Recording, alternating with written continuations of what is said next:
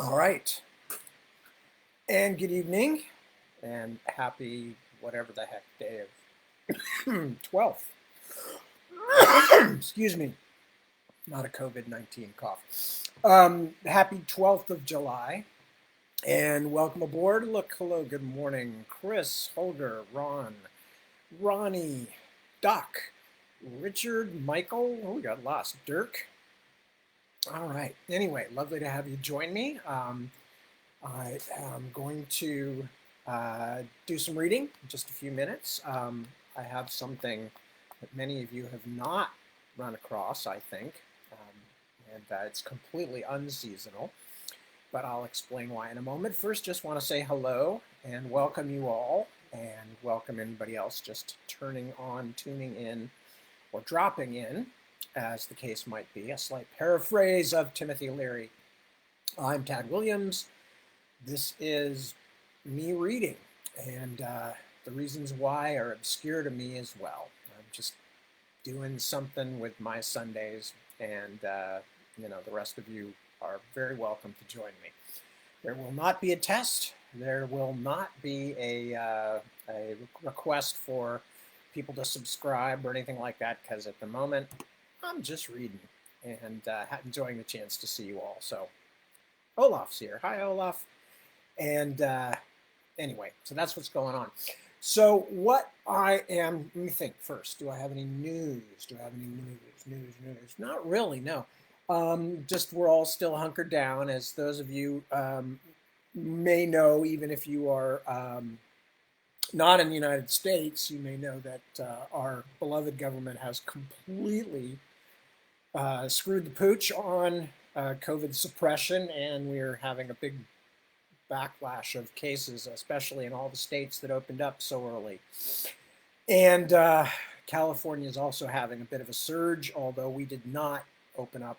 Well, we did. We opened up in some ways. There was a huge amount of pressure, and some things were open, but now they're already backtracking them. So anyway, so we're all still here. We're all still here. We're all hunkered down. We're on the ground. We're staying low. We're keeping our heads down. And we're hoping for the best with all of this stuff. And I'm just continuing to work. So is my wife, Deborah. Our kids apparently are doing something because they say they're doing things. I never see them because they spend all their time in their room to avoid having to deal with us weird old people who, by some fluke of fate, are actually the homeowners. So, but no, they're all doing well as far as I can tell, and they're a wonderful bunch of young people, so no complaints there. What else did I want to mention? Yeah, all the animals are fine too, and I hope everybody's good at your house and amongst your circle of friends and family. What I'm going to do tonight, I was actually flicking, as I tend to do, because I'm a writer. I don't really watch TV to entertain myself in the normal sense. I tend to watch TV to kind of shut my brain off for a while, so because otherwise I'm always thinking about what I'm working on. So I was just, doing my normal channel surfing thing, and found out that two of the movie channels here, the Hallmark channel and the Lifetime channel, or something like that. Anyway, the ones who usually do are now starting to show Christmas movies. Which just kills me, because they do it like all year round. And I had a huge realization back a few months ago that there's an entire, probably the majority of people with a Screen Actors Guild membership in America that make some kind of a living making movies, make them doing Christmas movies for Lifetime and the Hallmark Network, because they got hundreds and hundreds and hundreds of them, and they run them all year round. And so clearly there's a huge industry of making Christmas movies that I didn't realize about until I actually started paying attention to the fact that they were showing all year round, and I didn't recognize repetition. I just saw different ones, and they're, even the titles are hilarious because there's so many of them. But anyway, so, The Christmas Nanny, Christmas Night in Shining Armor, The Christmas That Sucked. There's just all these ridiculous things. And I'm sure that this time of the year they're a comfort to people who are feeling bad and grim. So I'm not necessarily saying there's anything wrong with that, but it just amuses me. But anyway, it reminded me that I have a Bobby Dollar story that I wrote some years ago, just after I finished the Bobby Dollar books. And for those of you who don't know, those are books. Those are what are commonly classed as urban fantasy. The main character is an earthbound angel named Deloriel, but everybody calls him Bobby Dollar. And he and a bunch of other earthbound angels take care of the human souls right after their death, and they argue on behalf of them going to heaven, while representatives of hell come along and argue that they should be in hell instead. So it's kind of like lawyer versus lawyer thing. Anyway, so that's the basic premise that starts out the Bobby Dollar series, and it's also what's going on in this short story. And I wrote it, as a Christmas story. I think we sold it, but almost all these stories that I've been reading have been sold at some point or another. So I'm not cheating anybody by reading them now, because they were sold a long time ago, and the exclusivity has long since worn off. And now I'm making them freely available to whoever wants to hear them read by me. Although, I suppose you could transcribe them laboriously and then read them yourself. That's okay.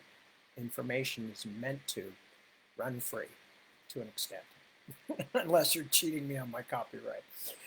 Okay, so anyway, I'm going to read the story. I'm going to read about half of it tonight because it's a fairly long story. I would be reading for probably close to 2 hours to read the whole thing. So anyway, so that is in fact what I'm going to read. I have it here somewhere. Oh, I still haven't gotten rid of this. Okay, we got that in there. Hang on. And what are we doing? I'm just about to start reading, folks. Don't worry. I'm just making sure this thing showed up. No, it didn't. Why didn't it show up? Oh, yes, it is now. Okay, there it is. All right, good.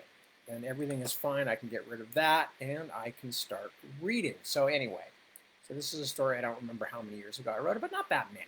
I mean, not when you're like really an old guy like me. It was only like 5 years ago or something. Anyway, the story is called God Rest Ye Merry Gentle Pig, a Bobby Dollar Christmas story by me. I'm going to read to you. Like emergency room doctors and Chinese restaurant waiters, angels don't get holidays off.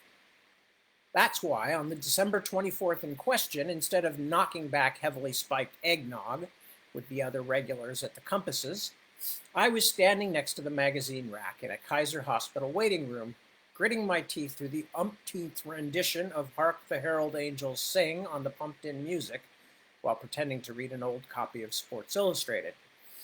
Outside, on the streets, pretty much everyone else was still thrashing through the last-minute shopping crowds. I was waiting for an old man to die. That's my job, see? Well, that's where my job begins, anyway. I'm an angel, a heavenly advocate named Deloriel, although down here on Earth, most people call me Bobby Dollar. I earn my living right after your heart stops and your monitors go flatline. Yes, even on Christmas Eve. And that was what had just happened to Petar Vesich, aged 98 years, 9 months, 43 days, 2 hours, and 16 minutes. The moment I felt him slip the bonds of his mortal body, I hurried to the late Mr. Vesich's room. We don't like to leave the newly dead waiting too long. They get disoriented. When I got there, I opened one of the doorways out of time, that we call a zipper, and stepped through. The other side of the zipper was just the same as the real world in most ways, except for a couple of things. One, time wasn't moving there, and it wasn't going to as long as I was present. And two, there were two human shapes, both named Vesich, and both dead, but one of them was moving. One of them was the body, lying motionless in a web of tubes. The other was looking down on it dispassionately, as if it were nothing more than a broken down old car he was abandoning. Not real sentimental, is what I'm saying. His soul form showed he had been fairly wiry for such an old guy. Not much fat on him, still a little muscle. A lot of scars, too. Pedar Vesic, I said. God loves you. He was bald, wrinkled, and leathery as a turtle without a shell. There was something faintly reptilian about his eyes, too. A detachment I'd seen a few times before, usually on men getting ready to die, but not so often after they'd already accomplished it. Yes, he said. I thought they'd send someone. A European undertone to his words, one I didn't immediately recognize. Not like you, though. This wasn't the only time I'd ever been caught off guard by a client, but it was certainly one that sticks with me. What do you mean, not like me? Someone more frightening, at least better dressed? The soul image shook his head. Or there's something else going on. I never trusted the fucking priests anyway.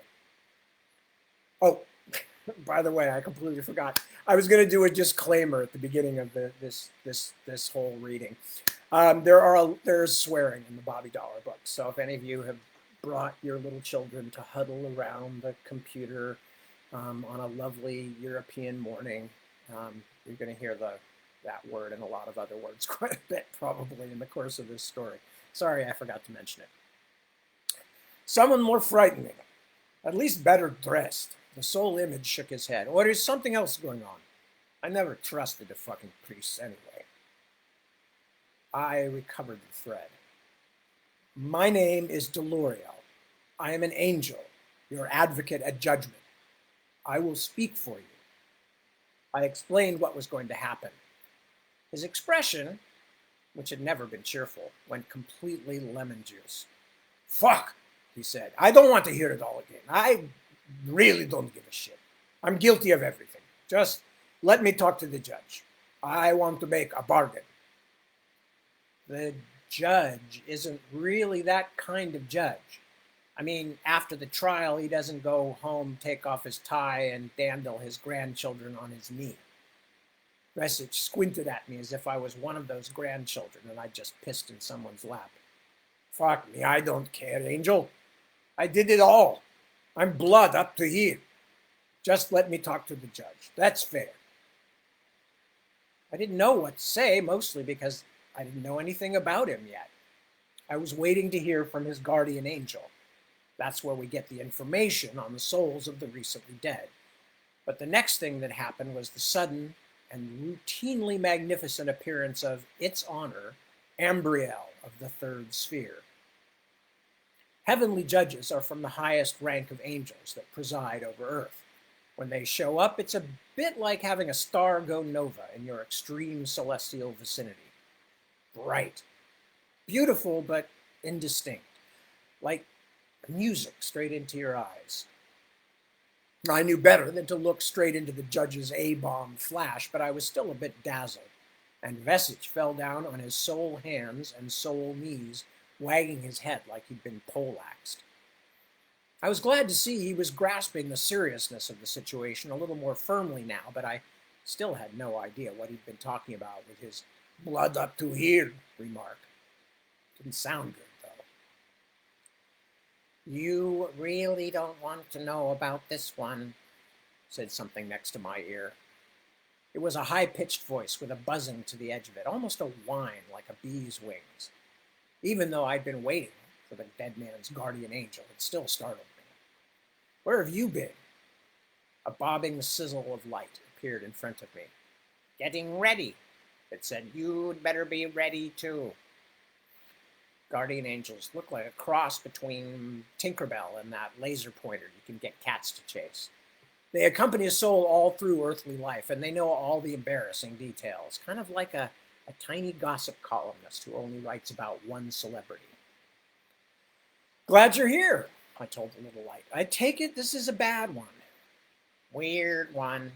Bad, too. And sad and ugly. I'm not sorry to be finished. Before we could exchange any more pleasantries, I was interrupted by the arrival of the last player in our little comic opera, my opposite number, Chicken Leg. The prosecuting demon was a greasy, ugly dude with a huge dangling nose like one of those postcard monkeys, but he was also a pretty fair litigator in a wear you down sort of way. Not that this judgment looked like it was going to be a marathon from what I'd heard so far. It's tough when your own client wants to lose. Chicken Leg had already plucked his own demonic version of a guardian out of the air, something about the size of a baby hummingbird. This particular infernal account executive, yeah, now you know where all those HR departments get their job titles, it was uglier than usual, like a melted wasp humping a sack of pus. Chicken Leg popped the ugly thing in his mouth and chewed. In hell, that's what you call conferring with associates. Well, look here. It's Delorial, the prosecutor said as he swallowed, his neck distended and shiny. How's it hanging? About the same. Generally vertical, but with occasional shifts in the axis. I can't say I like the guy, but there are far worse demons to deal with. Trust me on that. I'd love to talk all day, I told him, but hey, maybe we could even take in a show and go dancing later, but I still haven't debriefed my guardian. Chicken Leg's watery eyes bulged as what he'd swallowed hit his brain, or whatever node of foulness a demon's got in his head. As the knowledge flowed into him, his misshapen mouth opened in a huge, jagged grin. Oh, ho, ho, ho, he said, sounding like your drunk uncle trying to get you to laugh at a dirty joke. Oh, you'll love this one, Delorial. Putting it off wasn't going to make it any better. I lifted Heaven's Guardian to my ear, then let it climb in and dose me with information about the deceased Mr. Vesage. I don't know about you, but I always find it disorienting when the entirety of a dead person's life just rushes into my head. Imagine someone's life and personality just drops into your mind and memories. 1 second, not there. The next, you feel like you've known them your whole life. Fortunately, something about the guardian angels means we advocates don't swallow every single memory all at the same time, but we can reach for them and summon them. The smaller memories, that is. The big ones, the important experiences, come smashing in all at once, and they're just there. Boom! Right in the middle of your mind, and it's powerful. That's how it is for us advocate angels, even with the life of a young child or very sheltered adult. Now, imagine what it's like when that life dump belongs to an angry, half-crazy old man of nearly 100 who also happens to be a war criminal and a werewolf. Yeah, exactly. But as any earthly lawyer will tell you, you can't give up just because your case is unwinnable. Everyone is entitled to representation. So I hitched up my belt and started my opening remarks, which were pretty much like, everyone makes mistakes and some of us accidentally eat a few people, but Vesage pushed past me, headed straight for the judge. He was definitely a little chastened by Ambriel's impressive entrance, but he still had that fearsome patience so unusual in the recent dead. Even the judge was a little startled by his bluster. You could see it in the momentary flicker of her aura. I say her not because it was obvious. She resembled the business end of a 4th of July sparkler, but because I knew from experience that Ambriel was one of those angels who are more or less female. Your Honor, whatever I'm supposed to call you, Vesage growled. All of this shit is not necessary. I am as guilty as they come. I killed Nazis, I killed Bolsheviks, and I killed people who are not guilty of anything except being out after dark. Hell is for sure where I belong. I was pumped full of the information Vesage's guardian angel had just deposited in me. So I knew that the soul's version of his own life seemed far too simplistic, although the mess in my head was too weird and complicated for me to be entirely sure about anything. I beg pardon, Your Honor, I said, but I think he's exaggerating his guilt a bit. Curse you, angel. I am not. The old man looked like he wanted to kick me hard. Dude, I am on your side. Remember me, Halo? I pointed at Chicken Leg. Him, pointy stuff? That doesn't matter. Vesich waved his hand at me in disgust and turned away. Ambriel stirred. Calm yourself, Peter Vesich, she said. Your advocate is here to help you. There is no help for me, or for the rest of us. The doctor will go on and on. Vesich was shaking all over now, although it was hard to tell what was causing it. It certainly wasn't cold. That doesn't tend to be a problem after death. Somebody must stop him. Angel of God, I have done everything bad you can imagine, and I know I do not belong with the Lord. I will go laughing through hell. But do not let him curse my family too. Do not let Uberhard murder my grandson the way he killed the boy's father and mother. Chicken Leg was enjoying this quite a bit. Right then, let's just mark this one down for me and be on our way, shall we? The old man's soul form was now pacing back and forth, muttering. For a dead guy, he had a lot of energy. Everything was getting dimmer around us, the hospital room in the real world, and his real body getting harder to see, as though the area was filling with mist. That meant that beyond our bubble of outside, time and reality were moving on. Not so fast, I said. Face it, Delorial, Chicken Leg said. Your client is going to join us anyway, so why don't you forget about the noble speeches just once? I still have time to get in 9 holes at the Redwood Club. I'll have it all to myself on Christmas Eve. Says you, handsome. Confession is good for the soul, but it's a bad reason to send someone to hell. I turned to my client. Mr. Vesich, slow down. Talk to me for a moment and we'll... No! The old man, the old dead man, actually looked like he might get violent if I tried to keep him out of hell. I tell you, I did it all. Killed many men, women. I am a werewolf. I couldn't help liking Vesich a little, despite what I knew about his admittedly horrifying past. Don't worry, I'll explain more about his background later, so don't be impatient. Seriously, just chill. You're probably the kind of person who's figured out what all your Christmas presents are while they're still under the tree. Send me to hell, the old man was practically shouting. But someone help Anthony. Someone save my grandson. Your Honor, I said to Ambriel, may I have a word with you in private? An instant later, Peter Vesich stopped demanding to be condemned to eternal punishment. In fact, he stopped moving and speaking altogether, like Frosty the Snowman when his magic hat blows off. The ghostly, fog-bound hospital room now contained 2 unmoving ex-werewolves, one in the bed, one in mid-gesticulation. Speak, Delorial, the judge said. Hey, I want in on this too, said Chicken Leg. I ignored him. Your Honor, I have the information from his guardian angel now. There's a lot of mitigating evidence, but I don't know if my client will let me present it. Chicken Leg gave me a grumpy look. Mitigating means some kind of soft shoe bullshit, doesn't it? You're trying an end around here, Dollar. Well, Hell's prosecutor knew his football analogies, even if he didn't know junior high school vocabulary words. Shut your yap, I complimented him. What do you want, Advocate Deloria?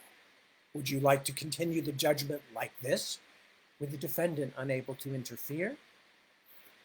Not really, but I would like a chance to deal with this thing he keeps shouting about, his grandson being in danger. I've seen his memories, and he's telling the truth. It's life or death, and I think he won't be able to get a fair deal unless it's resolved. There was a long, silent pause. I suddenly realized I'd just suggested that one of heaven's powers wouldn't be able to render a fair judgment without the cooperation of the soul being judged.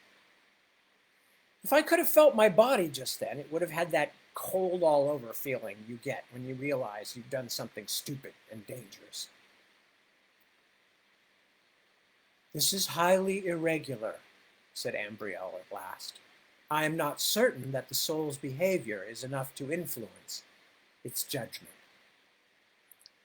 I like Ambriel, because she's not the kind of angel that incinerates you if you say something controversial. or at least she never has yet. Well, maybe not, Your Honor, but it's not enough. It's enough to make it hard for me to do a good job because he won't cooperate.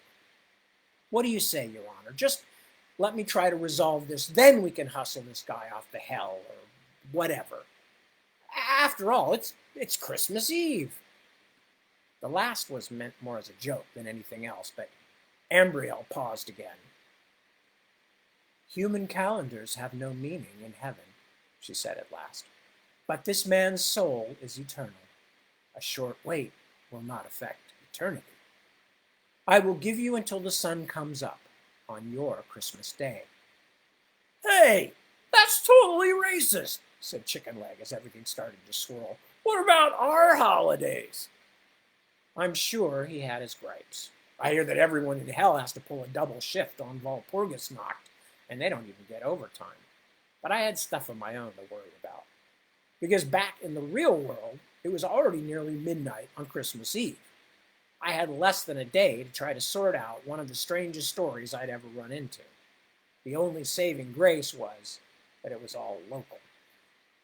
Gotta run. I'll be seeing you again, Peter, I told the deceased, whose soul form had just started moving again.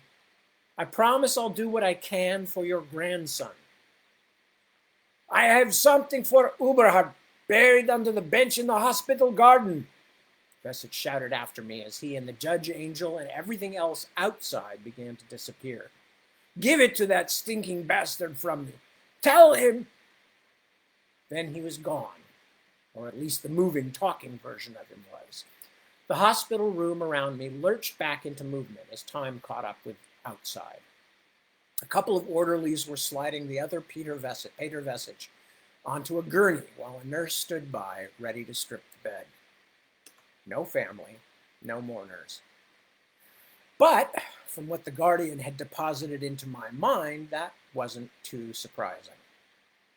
And happy holidays to you too.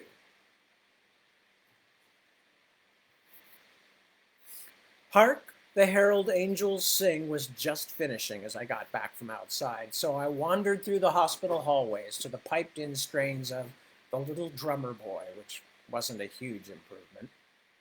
The hospital's small garden, an arrangement of cement paths, mostly leafless hedges, and a few flower beds, was surrounded on all four sides by the windows of sick rooms. The only bench had a plaque on it dedicated to somebody's dead Aunt Helen. I scrabbled discreetly underneath Aunt Helen's memorial and found a loose bit of ground underneath the crackling brown leaves. I looked around to make sure nobody was watching, then crouched behind the bench and started digging. The hole wasn't very deep, but I was amazed Vesich had found the opportunity and strength to bury anything out here at all while he was busy dying. Whatever else he might be, werewolf, murderer, he was also a stubborn, determined old bastard. I kind of liked that, and I wondered if I'd have liked him as much before I met him dead. Probably not. Single-minded people, especially those intent on killing someone, aren't normally a lot of fun. The plastic pharmacy bag was bulky because it contained a big old Colt revolver, a single action from the early 20th century, I'd guess, heavy as a frozen leg of lamb. I flipped open the cylinder to have a look. Just as I suspected, the cartridges were silver. The old guy had loaded all 6 chambers, which is a little dangerous in a gun that doesn't have a safety. Like I said, stubborn and determined. Now, I'm no stranger to silver bullets, but I didn't have any gun that shot a .45 caliber shell, and I didn't want to carry anything as long and as hard to draw from a pocket as that Colt either. Still, it would probably be worth some money if it was real, so I took one of the bullets out for luck and stuck it in my pants pocket. Then I buried the Colt and the rest of the ammunition again. Worst came to worse, I could sell the gun on eBay and give the proceeds to the dead old man's relatives, but sentiment, even bloody sentiment, was not going to choose my weapon for me. As I drove away from the hospital, I tried to locate a few of my professional friends, but couldn't get anything but people's voicemail. Not surprising, really. Most sensible folk, even angels, have better things to do on Christmas Eve than answer calls from me. Downtown was full of colored lights and tinsel climbing the lampposts like it was ivy, but it was one of those weirdly warm, dry Christmas Eves we get in California every few years. I wasn't really in the holiday mood anyway. Watching assorted merrymakers and a few desperate last-minute shoppers surging across the Camino Real in front of me, I briefly considered swinging past the compasses a few blocks away to see if I could recruit a posse from the Angels who would be drinking there. Whatever I was going to do about this whole werewolf murders thing wasn't going to be easy and might be a lot worse than difficult. I decided against it, though, because I had so little time. I didn't relish trying to sober up young Elvis or Jimmy the Table long enough to explain this very weird story, so instead I just called and left a message for my friend George Fatback Noseda, who, unlike young Elvis, I could actually imagine being useful in the current situation. George is not an angel, but he has a lot of other unusual talents. "I'll be at your place pretty soon after midnight," I told George's voicemail. I knew he wasn't going to pick up because before midnight, George acts like a real pig. And that's not a metaphor. "I'm going to need your special brand of expertise on this one, so tell Javier to get your trailer ready for a little field trip." Usually, Fatback is my research guy. He has a couple of $100,000 worth of top-end computer equipment modified for his personal use, and he can truffle hunt data on hell or anything else I have to worry about faster than anyone I know. But the information I was going to need from him tonight was of a much more personal kind. By the way, that name, Fatback, lots of people call George that, but I actually try not to. I slip sometimes because I knew him by the nickname long before I met him, but I never use it to his face. Next, I swung by my place to pick up a few things, with a focus on things that went bang, bang. I loaded my Belgian automatic with silver bullets, but left my Smith & Wesson revolver full of ordinary loads because, with my luck, I might have to shoot someone who wasn't a werewolf before the night was over. And silver is fucking expensive. Fatback's place is way up in the hills above San Judas. It takes a while to get there, but I didn't mind because the place I was going afterward wasn't too far from the pig farm. When I got there a bit before 1 in the morning, Javier, George's keeper and right-hand man, was out hooking the trailer to the 4x4, helped out by one of his sons. Javier's family has been working for George's family since the 19th century. Javier looks like he's older than gravity, but he seemed to be doing most of the work. I waved to him as I hustled past on my way to George's pen in the big barn. The change comes on him every midnight, and, as I expected, the intelligent, human side of George was now in control. Of course, George Noseda having been screwed by hell in a particularly bad deal, George's human intellect was housed in the body of an 800-pound male pig. But that's what I wanted, because when George is in his human body, his brain is strictly hog city. It's actually easier to take a pig places than a large, naked, muddy, fat man who can only bellow and grunt. Seriously, he's as bad as some of the people you see in the state legislature. "I'm getting ready," George said when I came in. I was wincing as always at the smell, but he looked cleaner than usual. Maybe Javier had hosed him down for the holidays. "You didn't give me much warning, Mr. D. I'm just grabbing a bite to eat." "Don't have much time," I said. "Can you take phone calls when you're in the trailer?" "Of course." He sucked down a corn cob. "What do you think I am, primitive? I've got all kinds of high-tech stuff back there." "Good." I stuck my wireless receiver in my ear. "Then into the back you go, and I'll explain it all as we drive."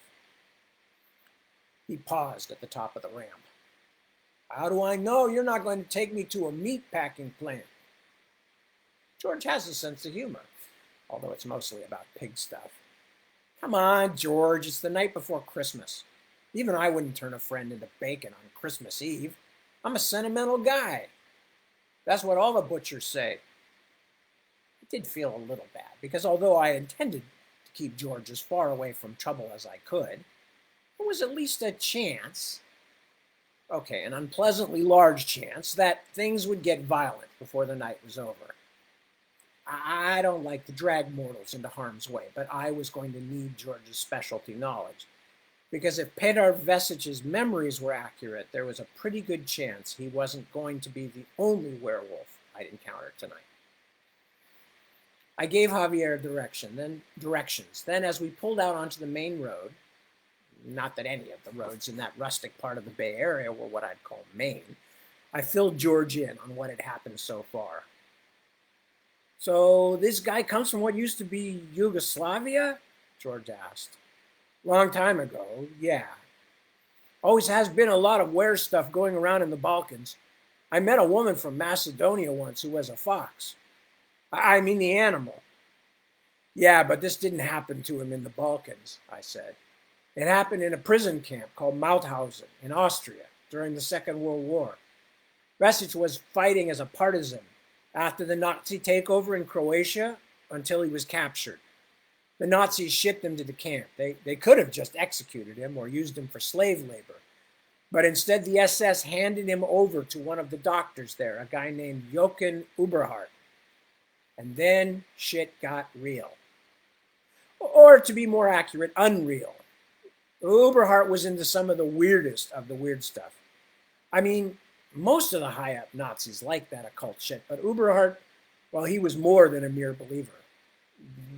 One reason for that might have been that he was a werewolf himself. I've heard of Uberhardt, but I never heard that, George said. So they were both werewolves, this guy who died tonight and the doctor in the prison camp? Not both of them to begin with. Petar Vesic was just an ordinary Nazi-killing Yugoslav partisan before he got to Mauthausen. But Uberhardt was trying to create an SS super soldier or some similarly crazy shit, so he was injecting concoctions made from his own blood into prisoners.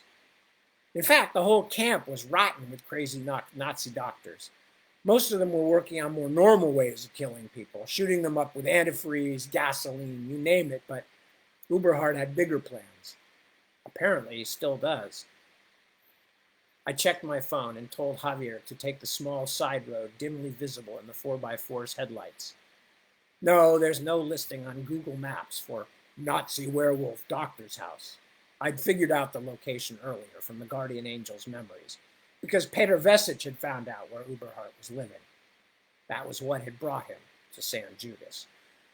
A little too late, as it happened, because old age had caught up with him before Vesic caught up with the doctor. Wait a minute, George said. This Nazi guy's still alive? He must be like 100 years old. 103, to be precise. I looked him up. But of course, the rest of the world thinks he's dead. He got out of Europe in the last months of the war from Spain to South America. Later, he was in the Congo for about 20 years as well, still busily trying to find out a way to turn men into werewolves by injection. But hold on, Bobby, the injection worked, right? It worked on this Vesic guy. You said he turned into a werewolf. Yeah, but he was the only one. Something like 200 prisoners in Mauthausen got the Uberhardt treatment, but only Vesic survived. Something in the genes, maybe. Like you said, the Balkans have lots of that kind of stuff. Then the concentration camp folks found out that making a werewolf is different than hanging on to a werewolf. As the Allies were closing in on the place in the spring of 1945, Vesic broke out of his cell one night, killed a few guards, and escaped over the wall. He was reportedly shot about 24 times, so the chances are good that he was in his were form when it happened. So Vesic got away. He went back to Yugoslavia, stayed in the military, mostly intelligence, but he eventually stopped believing in the communist government and fled to America. Spent years in Arizona, where he did his best to deal with the werewolf urges by killing animals instead of people. Somewhere along the way, he got married and raised a family. Then, about 7 years ago, Dr. Uberhardt showed up again. Whoa, said George. This is like a movie. It was a pretty fucked up movie for the Vesic family. Petar and his wife had one child, a daughter, and she never showed any hint of having inherited the wolf stuff from her father. Maybe that's why Uberhard, who must have been watching from a distance, never went near her. But some years later, the daughter got married and moved to the West Coast, where the couple had a baby boy named Anthony. The family's good days were pretty much over. Somehow, Vesich's grandson had inherited the werewolf trait, which showed up for the first time when he turned 12. So Vesich flew out to California and told the family everything. They took little Anthony out of school and kept him at home, and with his grandfather's help, they learned how to keep him out of trouble on the nights when the change came. Everything seemed to be under control until about 7 years ago, when Anthony would have been about 18 or 19. One day, the boy's father didn't show up for work. Neighbors went by, but nobody answered the door. At last, somebody called the cops, and they found the bodies. Vesich's daughter and the poor guy who'd married into her crazy werewolf family were both dead on the living room floor, both double tapped, and there was no sign of young Anthony. Or of fingerprints, car, tire tracks, anything. The job had been done by experts, which is no surprise, because it was done on behalf of Dr. Jochen Uberhardt. He wanted Vesich's grandson, so he'd taken him. Petter went nuts, of course. His daughter had been murdered and his grandson stolen, and he knew damn well who'd done it. He came back to California, determined to track Uberhardt down, kill him, and get his grandson back. He found out where Uberhardt was living. That's where we're headed right now, but his health wasn't up to the rest of it. He collapsed in the middle of a bus station in downtown Jude, and after a couple of weeks in the hospital, he died. And he doesn't care if he goes to hell as long as someone helps his grandson. Poor kid. At least he already knows what he is. George sounded solemn. It's bad when it first happens, even if you think you're ready. And it's different for every single person it happens to. George didn't usually talk about his own history. Did it freak you out the first time? I asked. Well, yeah. It hurts. And it feels like you're changing forever. You can't imagine you'll ever be back the way you were. It's like dying. No, it's like not dying, but you know you're dead anyway. His voice hitched a little. I wish it never had to happen to anyone. It made my insides hurt to hear him. Yeah, well, this guy Uberhard has forced that on a lot of people. And the ones who did die from it were the lucky ones. So now it's up to me to put things right. Up to us, you mean, said George. He shifted position and the whole trailer wobbled. I could feel it even up in the air-conditioned cab of the 4x4. George is not a small pig. No, up to me. You're staying here with Javier until I call for you. And I still don't get why you wanted me along, Bobby. George sounded half relieved, half indignant. The reason I want you here is because I don't want you to get killed, especially on Christmas. As to why I brought you along, well, think about it. This Uberhard guy is pretty much werewolf Mengele, and he's probably nutty as cashew brittle. For all I know, he's already forced Vesich's grandson to sire a whole pack of lupine super soldier offspring. It might be a werewolf puppy mill in there for all I know. I need were experience to deal with whatever I find there, George, and you're the only were friend I have. Meanwhile, Javier was wrestling the 4x4 up a steeply winding road. We were close. I leaned toward him. Pull over now, Javier. Over there, off the road a little way. It's only about half a mile up the hill from here, so I'm going on foot. George, radio silence from now on. In fact, just don't make any noise at all. I told Javier he should stay in the truck too and check my guns as I got out. The Smith & Wesson was in my jacket pocket. The Belgian automatic with silver bullets in the back of my waistband. When I go Christmas caroling at the Nazi neighbor's place at 2 a.m, you better believe I'm ready to sing real loud.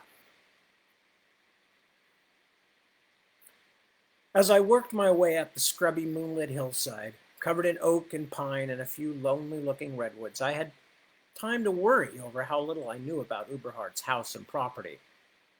Vesich hadn't had the time or strength to do much scouting, and all I knew about it came from him. The house was a big multi-level job in sort of fake Frank Lloyd Wright style, all unpainted redwood and high windows, and looked like it shouldn't be too hard to break into. But for all I knew, Uberhardt had turned it into some kind of hardcore neo-Nazi hangout with dozens of racist gangbangers hiding in the bushes and machine gun emplacements all over the lawn. Not to mention that I only had the few remaining hours of night to get in, to do what I had to do, and to get out again before dawn. I quickly had a series of unpleasant surprises. The first came when I was stopped by a chain link fence, 8 feet high or so, with razor wire at the top. The second was that I could see from there that the lights were on at Uberhardt's place. Not just a few lamps gleaming cozily in the windows either, or a sparkling Christmas tree in the parlor waiting for St. Nick's arrival, but professional-grade security lights all around the perimeter of the house. They were pointing down, so as not to draw attention, I guess, but were still bright enough to surround the irregular shape of the house with a moat of bright white light. Even without the fence, it would have been hard to sneak up unobserved. The third unpleasant surprise made itself known when I glanced up past the lights to the house itself and realized someone was standing on the deck looking right at me. I froze in place, and after a few seconds decided the guy was just looking out in my general direction and couldn't see me in the shadowy trees. Whoever he was, though, he was definitely awake and probably not waiting to hear reindeer landing on the roof. He was a big guy by his silhouette, kind of Hell's Angel shaped, with a gut, long hair, and a beard, and he looked like he had close to 100 pounds on me, most of that muscle, not to mention an assault rifle hanging over his shoulder. I didn't move. A couple of minutes later, another guy, also bikerish, but a bit thinner, and also carrying a piece of auto-firing nastiness, wandered out onto the deck. He bummed a smoke off the first guy, lit it in a flare of lighter flame, then walked off again into the darkness around the far side of the house. 2 guards so far. I decided to call them Smokes and Scrounger. I waited for a good long while, glad that my angel body doesn't shiver much. It was effing cold out there in the late December hills, but I saw no sign of the second guard again, or any others. That part wasn't as bad as I'd feared, but with the spotlights splashing all around the perimeter and a chain link fence between me and the property, I still wasn't going to get in easily or quietly. Other times I'd have gone away and given it some thought. Maybe grabbed a couple of friends to try something a bit more hardcore, but I didn't have the time, and I really wanted to get Anthony Vesich out of there. It wasn't just the idea of the horrors that Peter Vesich's poor grandson had almost certainly been put through. The old man's memories had gotten to me, too. See, Peter Vesich had done a lot of gruesome, terrible things during his years with the Yugoslav resistance. A bad, rough man in a bad, rough time. And he had killed more than a few innocents after Uberhardt's blood injection had turned him into a monster, but only until he learned how to keep the worst of his instincts under control. It hadn't been easy, and he hadn't always succeeded, but Peter Vesich had done his best to fight against the monster inside him. But beyond Vesich and his family's suffering, I now wanted badly to put a stop to Jochen Uberhardt. As someone who's actually been to hell, I can tell you that I had no doubt Uberhardt belonged there. I've seldom been so glad to know that most of the knowledge I receive from a deceased soul will fade away again when the judgment is finished, because I would hate to think I'd keep on seeing Uberhardt's bright, merciless blue eyes staring down at me, out of his surgical masked face. Keep hearing his emotionless voice saying, "Yes, an inferior Slav perhaps, but an excellent subject. My colleagues with their foolish racial dogma have blinded themselves." And then the huge needle descending like a V-2 rocket bringing death from the sky, followed by pain like very little ever experienced by mortals. Vesich's memory of his time in the doctor's care at Mauthausen were making me really queasy, and that hardly ever happens. Heavenly advocates are lucky we don't remember the details of our clients' lives for long. I don't think any of us could do our jobs without the gift of forgetting most of the soul's intimate secrets afterward. And right now, that well-scrubbed torturer was right above me, 50 yards or so uphill in his redwood mansion, rejoicing in his victories. My priority was to free his prisoner and get out again. But if I had the time and the opportunity, well, I would be happy to give Eberhard a little taste of his own medicine. A big taste, if possible. A fatal dose. Ugly thoughts for an angel on a night like that, I know, but there they are. Over the next couple of minutes, I thought up at least a dozen different ways of getting past the fence and onto the property. All of them stupid, or far more complicated than likely to succeed. At last, I decided on the Gordian knot approach, which is where I usually wind up. You ever see a Scotsman tossing a caber? One of those telephone pole things they like to chuck around at the Highland Games? I found a big chunk of fallen tree, a sodden log, longer than I am tall, then heaved the heavy moss-covered thing up into a rough vertical and staggered back toward the part of the fence with a generator hut just on the other side. I'm grateful for my greater-than-human strength. I don't think an ordinary guy could have done it because it nearly herniated me to death. But I was even more grateful when I could finally let it fall. It did, taking down the chain link fencing with a thump, a crash, and a twang of curling razor wire.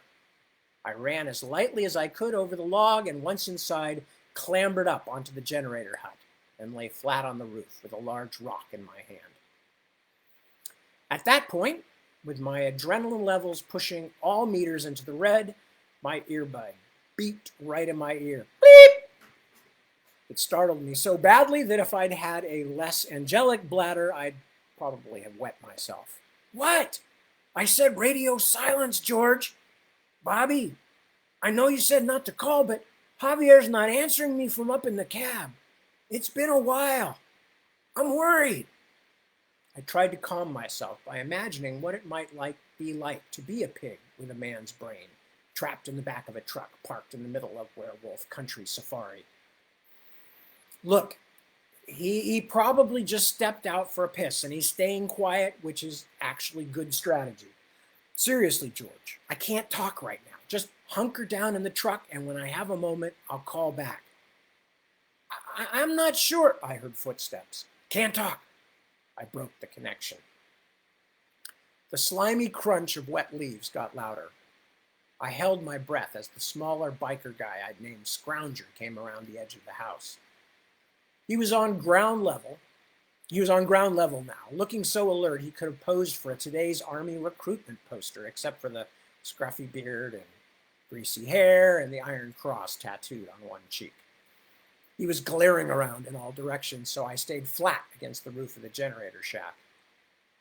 When he got to just beneath where I was, he crouched down to examine the log lying across the fence, probably trying to decide whether the fall had been an accident or not. He looked like he might be thinking not an accident, so I edged forward a little and brained him with my rock. I could have finished him off then, quickly and silently, but as unpleasant as he appeared, I was not willing to kill him, since I could already tell he wasn't an immortal demon. In fact, compared to those guys, Scrounger might have been comparatively innocent. You know, a few convictions for meth sales, a prison shanking or two. It's God's job to judge these guys, not mine. So once I was certain he wasn't going to get up anytime soon, I climbed down off the generator shack and left him there as I headed for the house, keeping my eyes open for Smokes, the big guard with the cigarettes. The house was built on the side of a hill and dropped off steeply on one side to a cement and brick patio that looked as if it didn't get used very often. As I got closer, I still saw no sign of Smokes or of any general alarm being raised. I hoped the big guard had been inside using the can or something when I breached the fence. Maybe he didn't even know yet. I found my way around to the back stairs and went up them as quietly as I could. I figured I'd start at the bottom and search upward, but something caught my attention. The first ground floor window was a big panoramic one, the kind you put in to take advantage of a great view. I'm not sure how good the view was from inside. You'd mostly be seeing cyclone fence between you and the woods, but from the outside, the view was astounding. Because the room inside was beautifully decorated for Christmas, like something out of a magazine spread. Tinsel, fake icicle decals on the window, a gorgeous tree covered in sparkling lights, the whole deal. There were even wrapped presents underneath the tree, and not just a few. I stared so long my breath started to fog the glass, maybe 20 seconds, which was stupid. Because right between second 20 and 21, somebody hit me in the back of the head with what must have been a gun butt. Apparently Smokes was pretty fucking stealthy after all. It got weirder, because the first thing I saw when I woke up was Santa Claus himself. No shit. I was now inside that room with all the lights and decorations and the beautiful tree, and the person staring at me was the smiling, white-whiskered fellow who comes down your chimney once a year. The two of us weren't alone, though.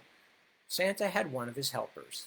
The large, bikerish elf I'd named Smokes stood a short distance away with a sawed-off shotgun in his hand and a sour expression on his face. But it was Santa that really freaked me out. Alive and sitting right in front of me with a bushy beard and a big, friendly grin on his face. Look, I've seen as many stupid movies as you have. I know what Nazi scientists are supposed to look like. Lean, cruel, maybe with a scar. What they are definitely not supposed to look like was jolly old Saint Nick. But the guy smiling at me had the round, red cheeks, the full white beard, the friendly, jelly-jiggling belly. Further departing from the approved Hollywood model of scientific Nazihood, he was wearing not a blood-stained lab coat or an SS uniform, but a pair of red-striped pajamas, an expensive red bathrobe, and fur-lined slippers. I, on the other hand, was in a chair, wearing only my pants. My ankles had been duct taped, and my hands were secured tightly behind my back, too. I was pretty sure they'd already decided I was naughty, not nice. I cleared my throat. Dr. Uberhardt, I presume. He held up my wireless earbud. Who is on the other end of this? Who sent you? He had a bit of a Germanic accent, so I was pretty sure this was the monster of Mauthausen in person, although he looked awfully damn good for 103. Tell me quickly, and perhaps you will get a bullet in the head and a quick death. His eyes were the only part that didn't look like something out of an old Coca-Cola ad, glinting little flecks of blue that might be the last color you saw before hitting Arctic water under the ice.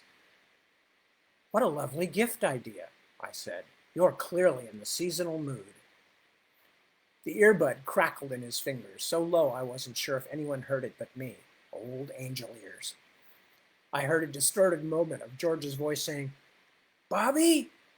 Then Uberhardt crushed the earbud between his thumb and index finger like it was a fragile, blown glass ornament. Well, you won't need that anymore, Bobby, he said, and dropped a small shower of plastic fragments on the carpet. And that's where we're going to stop, because it's 3 o'clock and we still have half the story to go. So, let me just get that out of my way so I can see again. And, oh, I see somebody's having a question about where in the timeline should it be. This particular story, because the Goodreads lists it as Bobby Dollar 3.5. Well, I think it has to be fairly soon after the events of the 3 actual novels because he mentions in the story that he's been to hell.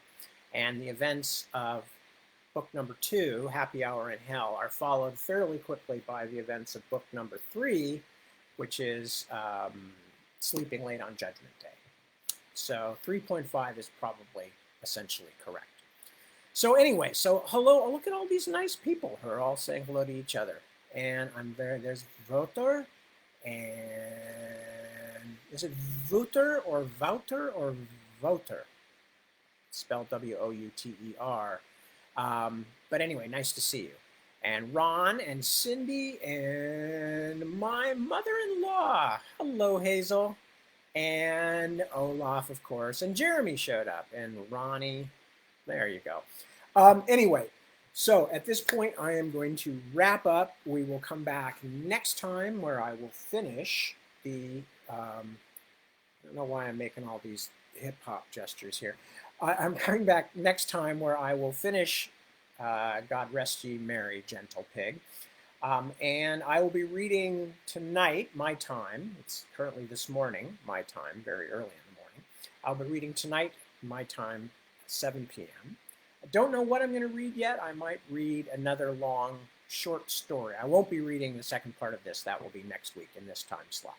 Anyway, so whatever the case, I hope you're all continuing to be careful with your health and careful with the health of others. I hope you are doing your best to be kind, and because I'm